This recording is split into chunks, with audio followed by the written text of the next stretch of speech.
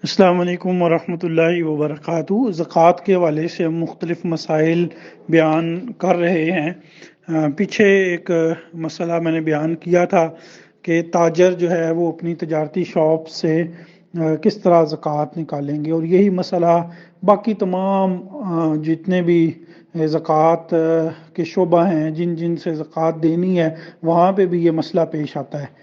کہ سال کے درمیان میں جو مال میں کمی بیشی ہوتی ہے، یعنی سال کے شروع میں 10 لاکھ تھا لیکن جب سال اینڈ ہوا تو 15 لاکھ ہے۔ اب سال کے شروع میں تو 10 لاکھ تھا، اب سال کے اینڈ پہ 15 لاکھ ہے، تو 5 لاکھ جو ہے جو ایکسٹرا ہے اس پہ زکوٰۃ کا کیا معاملہ ہوگا۔ اسی طرح سال کے شروع میں جو سونا تھا وہ 10 تولے تھا لیکن جب اینڈ ہوا تو 15 تولے ہے، تو یہ جو 5 تولے سونا ہوگا اس کا کیا معاملہ ہوگا۔ دیکھیں جی، بڑی اچھی طرح اس بات کو سمجھ لیں۔ ایک مال وہ ہوتا ہے جو ایک ہی دفعہ اکٹھا آتا ہے اور وہ پورے کا پورا نیا مال ہے۔ جیسے مثال کے طور پر آپ کے پاس ابھی 10 تولے سونا ہے، ٹھیک ہے، 6 مہینے کے بعد آپ کے پاس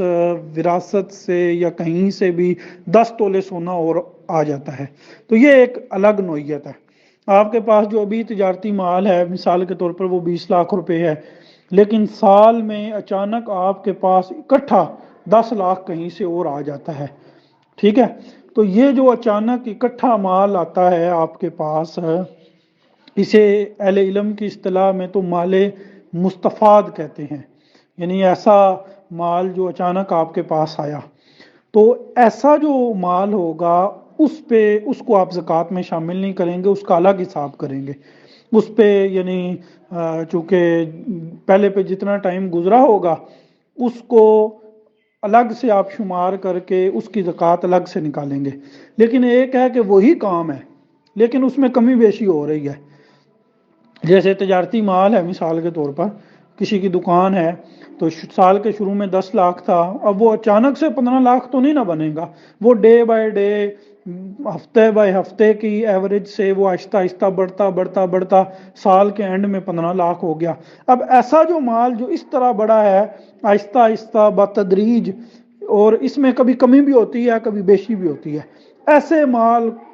کو جو ہے نا الگ شمار نہیں کریں گے، اس پہ آپ نے اکٹھی ہی زکوٰۃ شمار کرنی ہے۔ کیا مطلب جی، کہ اگر سال کے شروع میں 10 لاکھ تھا، سال کے اینڈ پہ چیک کرنا ہے، اگر 15 لاکھ ہے تو 15 کی زکوٰۃ دینی ہے، اگر سال کے اینڈ میں 10 کی بجائے 5 لاکھ رہ گیا تو پھر 5 لاکھ کی زکوٰۃ دینی ہے۔ تو اس مسئلے کو اچھی طرح سمجھ لیجئے، یہ کئی لوگوں کی طرف سے یہ مسئلہ آیا ہے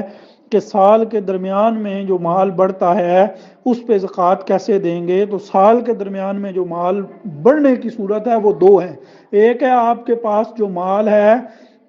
وہ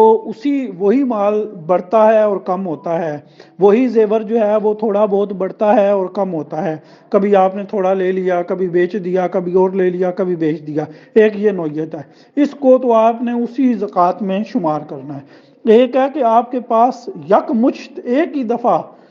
مال آیا، اسے آپ نے الگ شمار کرنا ہے۔